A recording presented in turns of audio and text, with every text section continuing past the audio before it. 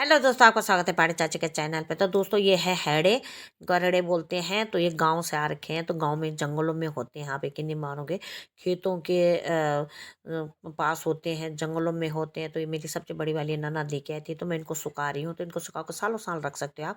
और ये दवाई बनती है खांसी की और शुगर की। तो खांसी तो गाँव में जैसे पहले खांसी होती थी बच्चों को, बूढ़ों को, तो बूढ़े लोग इसी को देते थे। तो ये बहुत अच्छी दवाई है और ये गाँव की तिल है जो यहाँ नहीं मिलेगी।